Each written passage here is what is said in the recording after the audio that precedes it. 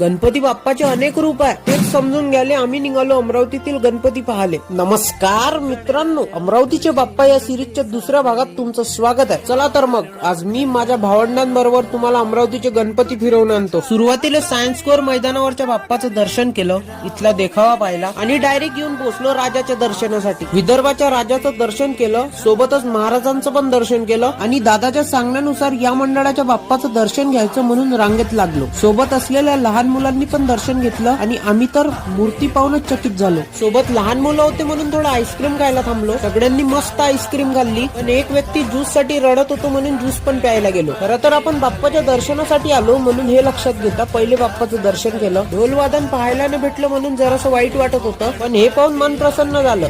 गर्दी होती थोडी, पण रांगेत लागलो। मधला देखावा पाहिला आणि आलू पोंगे खाता खाता दुसऱ्या मंडळाकडे निघालो। या मंडळाचा देखावा पाहिला, महाराजांचं दर्शन घेतलं आणि